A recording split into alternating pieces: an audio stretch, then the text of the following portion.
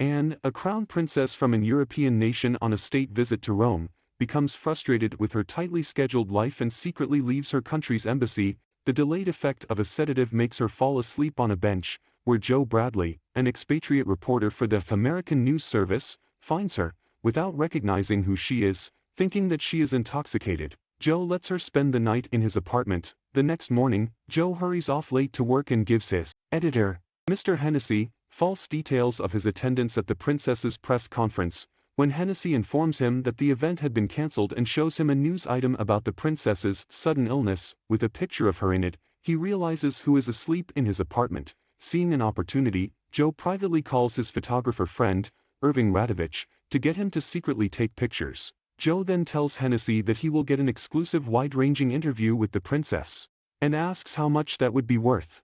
Hennessy offers to pay $5,000, but bets Joe $500 that he will not be able to get it. Joe hurries home and, hiding the fact that he is a reporter, offers to show Anya around Rome, however, and declines Joe's offer and leaves. Enjoying her freedom, she explores an outdoor market, buys a pair of shoes, observes the people and daily life of Rome, and gets her long hair cut short. Joe follows and accidentally meets Anne on the Spanish Steps. This time, he convinces her to spend the day with him, taking her to a street cafe where he meets up with Irving. When Anya tries to drive Joe on a Vespa through heavy Roman traffic, they are all arrested, but Joe and Irving show their fake press passes and the group is set free. They visit the Mouth of Truth, where Joe tricks Anne into thinking that his hand has been bitten off, and later tour the Colosseum. That night, at a dance on a boat that her barber had invited her to, government agents called in by the embassy spot Anne and try to forcibly take her away. Joe, Irving, and the barber rush in to save her from the abductors, and joins in the fight that breaks out as police arrive and subdue the agents. Joe and Anne run away, but after Joe is ambushed and falls into the river, and jumps in to save him. They swim away from the dance and kiss as they sit shivering on the riverbank.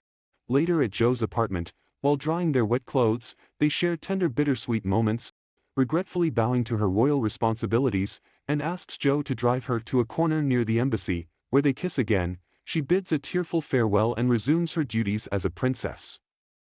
Joe decides not to write the story, although he tells Irving he is free to sell his photographs. Joe and Irving then leave to attend the postponed press conference at the embassy. Much to Princess Anne's surprise, Joe assures Anne, but not the other reporters, will understand, that he will print nothing about their day together. At the end of the interview, the princess unexpectedly asks to meet the journalists. Speaking briefly with each, as she reaches Joe and Irving, Irving presents her with his photographs as a memento of Rome. She and Joe share a few innocuous words together, before she reluctantly departs.